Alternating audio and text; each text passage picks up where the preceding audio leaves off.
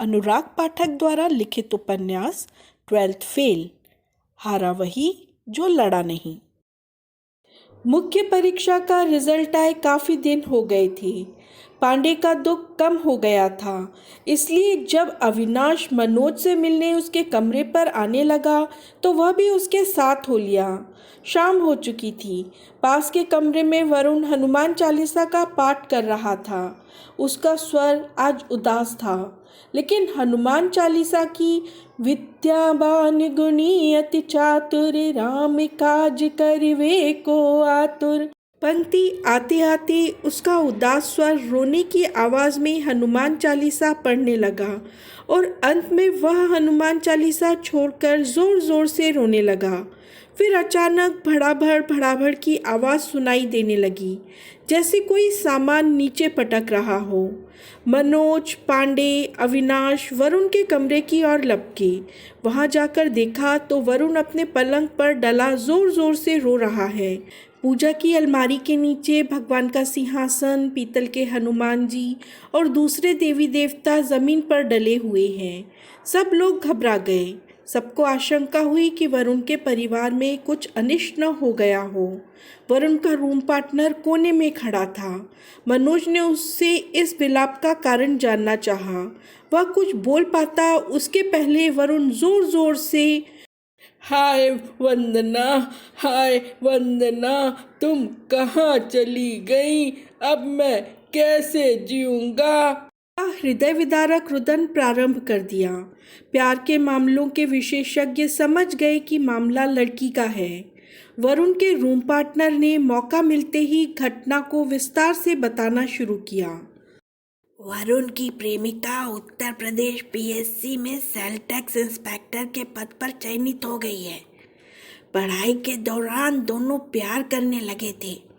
वरुण को उस लड़की ने वादा किया था कि सिलेक्शन के बाद ही वह शादी कर पाएगी। लड़की का सिलेक्शन हो गया, वरुण का नहीं हुआ। सिलेक्शन के बाद उसने यूपी में सिलेक्टेड डीएसपी लड़के से शादी कर ली, इसलिए वरुण दुखी है। यह कहानी सुनकर पांडे से नहीं रहा गया। उसने सामूहिक रूप से कहा, पहले पढ़ाई कर लेते, प्यार बाद में कर लेते। इतना कहकर पांडे ने मनोज पर नजर टिका दी, जैसे यह वाक्य उसी के लिए ही बोला गया हो।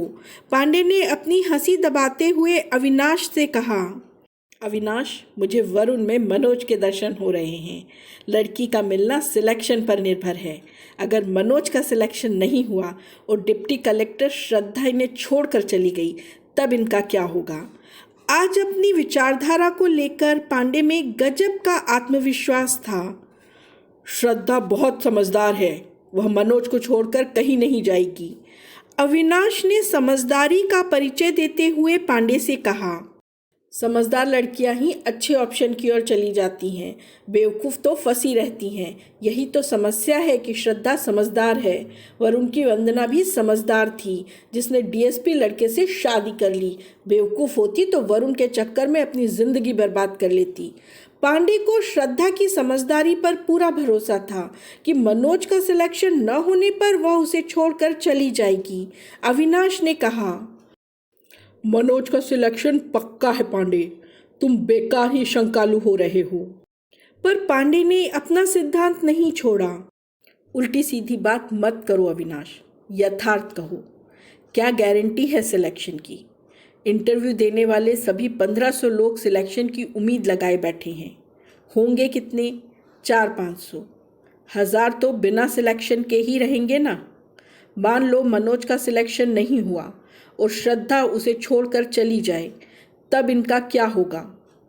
पांडे ने श्रद्धा और सफलता के बिना दयनीय मनोज की कल्पना का चित्र खींचकर अपनी चिंता अपने मित्र के प्रति प्रकट की। लेकिन मनोज को श्रद्धा पर पूरा भरोसा था। उसने पांडे से कहा, तुम अभी श्रद्धा को नहीं जानते। श्रद्धा ने एक बार जिसे चुन लिया उसे कभी नहीं छोड़ सकती। ऐसी कोपल कल्पना प्यार में डूबा हर प्रेमी करता है। वरुण भी करता था। पांडे ने मनोज से कहा। फिर पांडे ने मनोज को सुनाने वाली बात अविनाश को देखते हुए कही, श्रद्धा को अपने डिप्टी कलेक्टर बनने के तुरंत बाद मनोज के पास आना चाहिए था, पर आज उसका रिजल्ट आए 1 सप्ताह गुजर गया। श्रद्धा का कहीं अता पता नहीं है। श्रद्धा अब मनोज के रिजल्ट का इंतज़ार कर रही है। मनोज सफल हो गए तो वह आ जाएगी, लेकिन यदि असफल हो गए तो मनोज उसका रास्ता ही तकते रहेंगे। श्रद्धा को वंदना बनने में देर नहीं लगेगी। मनोज के प्यार को रोकने में अब तक असफल रहे पांडे ने अब अपने विरोध की दिशा बदल दी थी। अब वह डिप्टी कलेक्टर बनने के बाद श्रद्धा पर आरोप लगा रहा था कि उसका प्यार सच्चा नहीं है और वह मनोज के असफल रहने पर उसे छोड़ देगी।